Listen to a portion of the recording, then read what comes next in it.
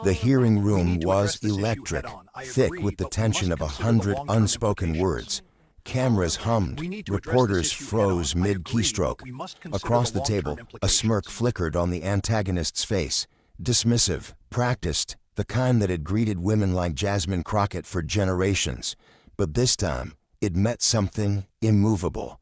Jasmine leaned forward, voice steady, tone sharp enough to slice through pretense. Her words landed like a verdict, not an argument. Each syllable carried the weight of composure, sharpened by years of being underestimated. Paul L. Friedman watched from his seat, expression unreadable at first, then a slow, unmistakable nod. Not pity, not surprise, recognition, the kind of acknowledgement that says, "You've arrived." A hush swept the room. The cameras caught it all, the crumbling smirk, the silence that followed, the faintest exhale from Jasmine as if to say, "That's enough." Online, the clip had barely begun to spread, but the energy in that chamber told everyone what was coming. History doesn't always shout. Sometimes it simply leans in, measured and precise, before shaking the world awake. But no one in that room could have predicted how fast this moment would ripple through the entire country. Washington had been running hot for months. Every hearing, every committee meeting, every clipped headline carried the same undertone, anxious powered, trying to hold his grip. The old guard spoke in the familiar rhythm of entitlement, certain that their way of doing things was the only way things could be done. When Jasmine Crockett took her seat that morning, they didn't see a seasoned attorney or a rising lawmaker. They saw a challenge to the hierarchy they'd spent decades building. She had walked into that room knowing the odds, the whispers before the gavel, the sideways glances, the careful politeness that felt like a dare. She'd heard it all before, too bold, too direct, too unapologetic. Yet beneath the marble ceilings and forced civility, a quiet movement was stirring, an unspoken hunger for authenticity, for a voice that cut through the choreography of political theater. Across the room, Paul L. Friedman sat like a pillar of calm amid the noise. His reputation carried the weight of fairness, and yet his very presence beside Jasmine carried an unexpected promise. He didn't interrupt, didn't grandstand, didn't protect. He simply watched, measured, deliberate, as though waiting for something he already knew would come. The air itself seemed to resist her, but that resistance revealed the deeper truth. Her very existence in that chair was an act of defiance. The hearings had become stages for ego and outrage, but Jasmine had arrived armed with precision and restraint, the kind of strength that exposes weakness without ever raising his voice. Behind closed doors, aides whispered that the tone of Washington was shifting, that the newcomers were rewriting the rules without asking permission. The veterans dismissed it as noise, a passing trend. But Paul saw something they didn't, a generational tide that would not roll back. The hearing that day wasn't meant to make history. It was supposed to be routine, just another sparring match for the cameras.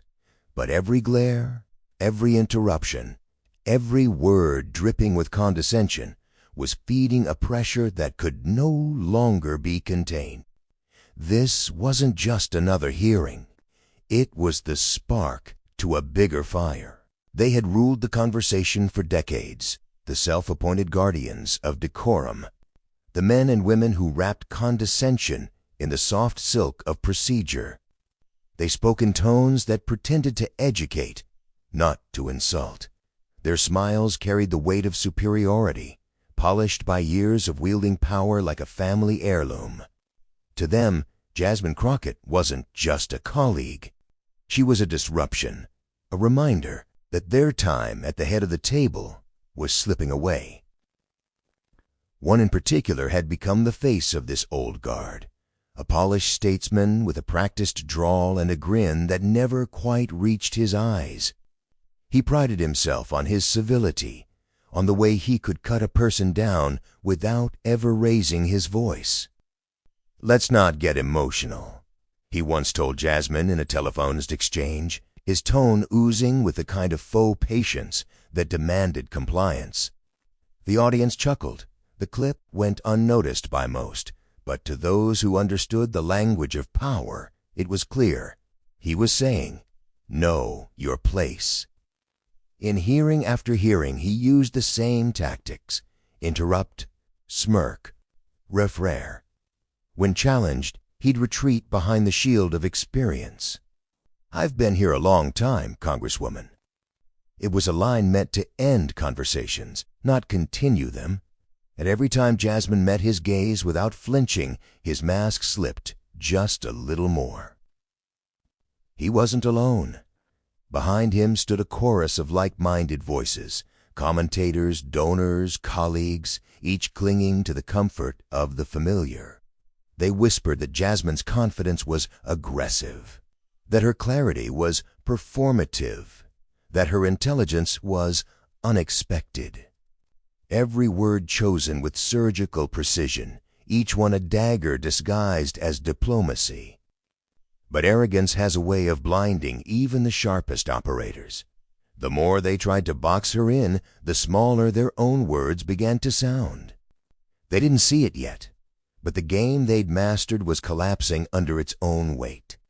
The audience was changing, the country was changing, and what they mistook for audacity was in truth evolution. Behind the scenes, their frustration grew. They'd underestimated her once, assuming she'd played defense, that she'd be grateful just to have a seat. But Jasmine had no interest in playing by their script. Her silence unnerved them. Her poise threw off their rhythm. They mistook calm for weakness, misunderstanding the kind of strength that doesn't need to shout. There were whispers among staffers, private remarks in hallways. "She's not one of us," one aide muttered, unaware a microphone was still live. Another sneered during an off-record chat, calling her too polished to be authentic. They didn't realize that in trying to diminish her, they were writing the prelude to their own public unraveling. And through it all, Paul L. Friedman observed. He had seen these types before, the ones who mistook tradition for entitlement, who called themselves patriots while protecting only their comfort. To him, Jasmine's rise wasn't an anomaly. It was overdue justice. The villains of this story didn't twirl mustaches or shout threats. They wore suits, smiled for cameras, and hid insecurity behind words like standards and protocol. Their fear wasn't of Jasmine herself, it was of what she represented, the end of gatekeeping disguised as governance. In private, they reassured each other that moments like hers are fleeting, that viral clips fade faster than old power structures. They laughed, certain that tomorrow would belong to them again. But even as they mocked, something was shifting beneath their feet. Their own arrogance was sowing the seeds of a reckoning they could no longer see coming. They had built their reputations on control of the narrative, of the tone, of who was allowed to speak and how. But this time, the story wouldn't belong to them, because this time, their words would boomerang back with unprecedented force. Long before the cameras, before the sound bites and the viral moments, Jasmine Crockett's voice carried across courtrooms where no one was listening. She came from the kind of place where ambition had to be whispered before it could be spoken aloud. Her mother worked 2 jobs. Her father kept faith in the slow grind of progress. And Jasmine learned early that silence could be both a shield and a weapon. She studied not just to prove herself, but to understand the systems that had long decided who got heard and who didn't. In college, she was the student who sat in the front row, not out of eagerness to please, but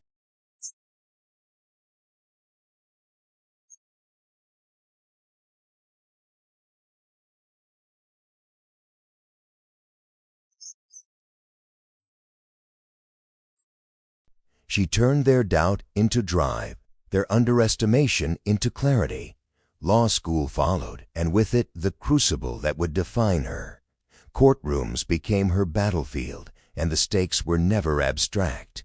She represented clients who couldn't afford to lose, people whose freedom depended on her precision. The first time she stood before a judge, the weight of expectation pressed hard against her chest. Her voice trembled on the first sentence, but steadied on the second, and by the third it carried like thunder.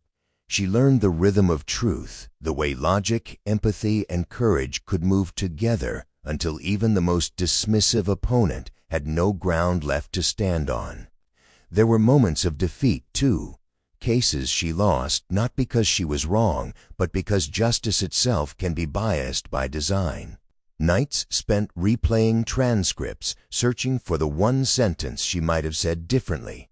She carried every loss like a scar, not as a wound, but as a lesson. To survive in those rooms, she had to be two things at once: calm enough to think clearly, fierce enough to never yield. Her rise was never meteoric. It was a slow, grinding ascent built on preparation and persistence. When she entered politics, the whispers followed her again. She's too new, too direct, too different. But Jasmine had already mastered the art of making people uncomfortable in the right way. Her speeches cut through the static. Her questions in hearings exposed the gaps others ignored. Every time someone tried to box her in, she found another angle, another question, another truth to expose. Paul L. Friedman had been watching her long before they ever met. In the quiet discipline of his judicial career, he had seen countless young lawyers rise and fall, many bright but few enduring. What caught his attention about Jasmine wasn't her ambition, it was her composure. There was a steadiness to her that reminded him of the kind of leadership the country had forgotten, rooted in preparation, humility, and principle. He'd seen her cross-examinations, her floor speeches, her refusal to flinch under pressure. Where others saw defiance, he saw grace under fire. In public, Paul never made grand declarations about mentorship, but privately he admired what she embodied. She didn't seek validation from institutions, she forced institutions to live up to their promises. It wasn't rebellion, it was restoration. Watching her ascend through hearings and headlines, he saw the future of governance taking shape. Not loud, not chaotic, but deliberate and unshakably grounded in intellect. For Jasmine, every milestone came with a mirror held up by critics. When she ran for Congress, her opponents called her unseasoned. When she won, they called it luck. When she spoke out, they called it attitude. Each label was meant to contain her, to reduce her power to personality. But she wore those labels like armor, proof that she was cutting through their comfort zones. The first time she walked onto the House floor, she paused, not out of awe, but out of respect. Every portrait on the walls, every name engraved in marble, was a reminder of who had been allowed to shape the story of America. She knew her presence there wasn't just her victory, it was a continuation of a lineage that stretched back through countless unacknowledged voices. Still, the higher she rose, the more the scrutiny grew. Her tone was dissected, her expressions turned into headlines. Commentators debated her approach, rarely her ideas. Yet each time the storm came, she responded the same way, by doing the work. Every hearing, every committee session, every late-night policy review became another act of quiet defiance. Her strength was not in overpowering her critics, but in outlasting them. And for those who doubted her resilience, her record began to speak louder than any defense she could give. She passed legislation that bridged divides, built coalitions that others deemed impossible, and turned cynicism into reluctant respect. The same figures who once dismissed her began to avoid direct confrontation. Her poise was not performative, it was protective. It told the world that emotion and intellect were not opposites, but partners in purpose. Through it all, Jasmine remained grounded in the community that raised her. When cameras were off, she visited classrooms, stood in courtrooms, and mentored young women who saw in her what she once sought in others, a reflection of possibility. By the time the day of the viral hearing arrived, Jasmine Crockett was no longer just a congresswoman. She was a symbol of a generational shift, one that valued authenticity over performance, courage over comfort, and clarity over compromise. Paul L. Friedman had seen it in her before the world did, and as the gavel struck that morning, he sensed history about to take a new breath.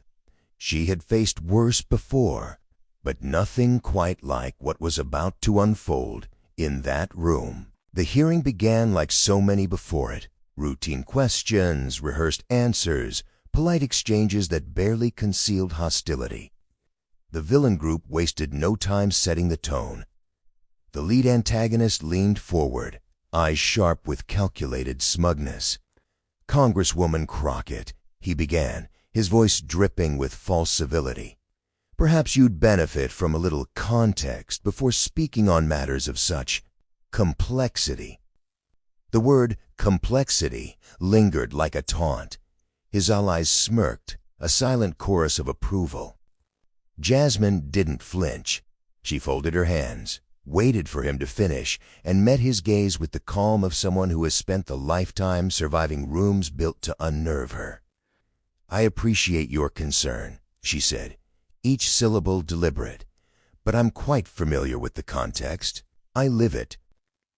The room shifted slightly. A few pens paused mid-note. Her tone wasn't defiant, it was surgical. Undeterred, another detractor cut in, interrupting her mid-sentence. "Let's not make this personal," he snapped, as though the issue wasn't personal by design. Laughter rippled through their side of the table. Jasmine inhaled slowly, eye steady, shoulders squared. She continued as if the interruption hadn't happened, her cadence unbroken, her logic airtight. The composure unnerved them more than any outburst could have. Paul Friedman watched from his seat, hands clasped in front of him. He'd seen disrespect masked as debate before, but something about the tone in that room stirred a quiet protectiveness. He didn't intervene, but his expression hardened, his gaze fixed on the exchange like a silent rebuke to the spectacle unfolding. The questions grew sharper, the interruptions more blatant. They were trying to provoke her, push her into a mistake, a sound bite, a crack in her restraint. But Jasmine's discipline was honed through harder trials. Every barb they threw became fuel. Every smirk only deepened her calm. The louder they got, the quieter she became. The quieter she became, the more the audience leaned in. By the midpoint of the hearing, the shift was undeniable. Their questions no longer landed. Their confidence began to fray. She wasn't matching their aggression. She was dissolving it. Even the cameras seemed to turn in her favor, the lens finding her stillness while the others fidgeted and fumed. Then one of them went too far, a remark too sharp, too personal, the kind that stripped away the veneer of professionalism. A silence followed, thick and uneasy. Then, in a single breath, the entire energy of the room flipped.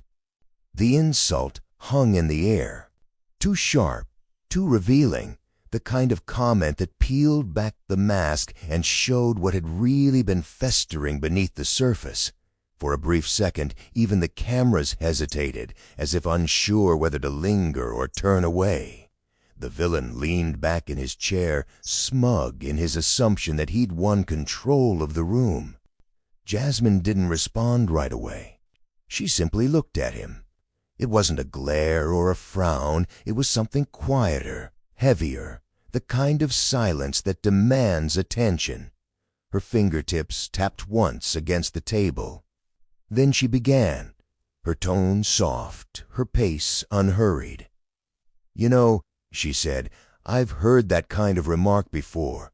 It usually comes from people who mistake interruption for intelligence."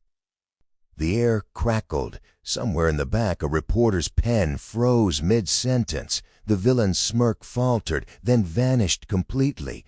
Jasmine didn't raise her voice. She didn't need to.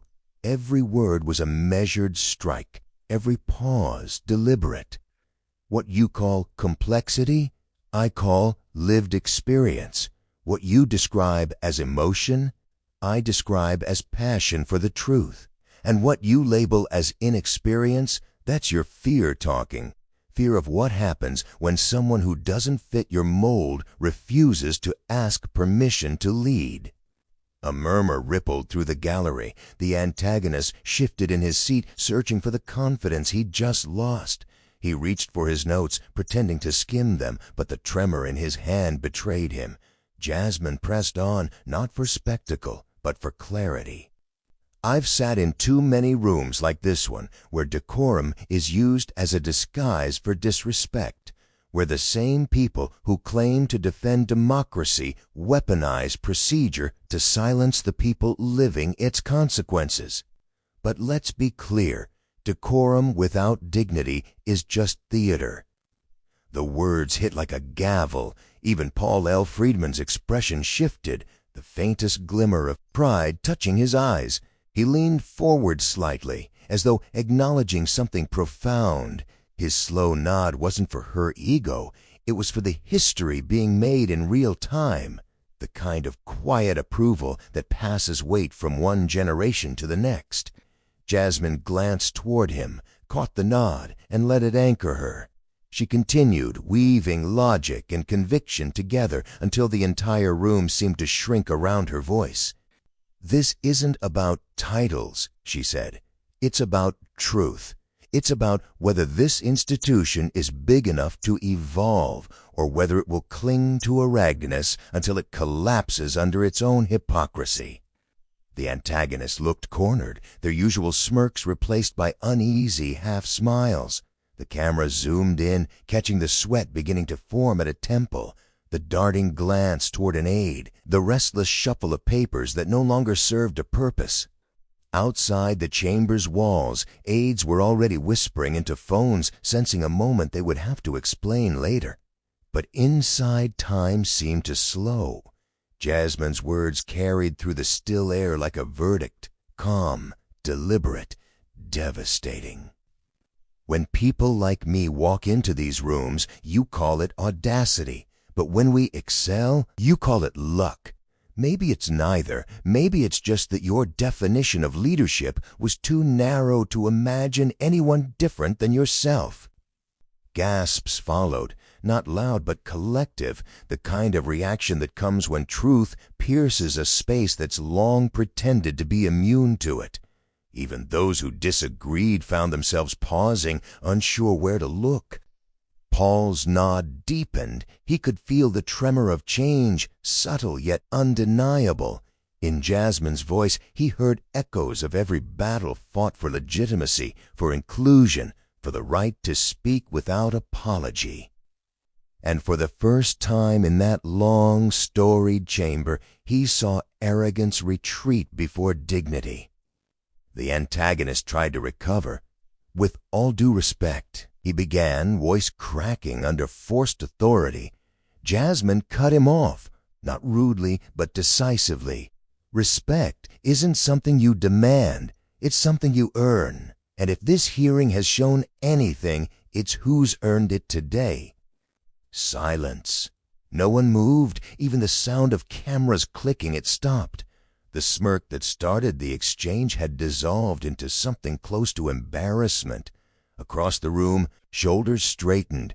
People who'd stayed quiet began to nod subtly, acknowledging what they'd just witnessed. Jasmine exhaled, steady and unshaken. Her eyes scanned the room, not for validation, but for understanding. For a fleeting second, it felt like the walls themselves were listening. Then Paul leaned back, hands folded, the faintest smile breaking through his composure, a mentor's silent salute to a student who no longer needed one. The hearing moved on in procedural rhythm, but nothing was the same. Every voice that followed seemed smaller, every argument thinner. Jasmine had not just won a debate, she had exposed an era's fragility. Somewhere a staffer uploaded the clip. It began spreading within minutes. No captions, no edits, just raw truth. But the moment the clip hit the internet, everything changed. It started with a single clip, 27 seconds of quiet composure and unflinching truth. Within an hour, it had exploded across every platform. On TikTok, the video looped endlessly. Jasmine Crockett's steady gaze, the antagonist vanishing smirk, and Paul L. Friedman's approving nod that would soon become legend.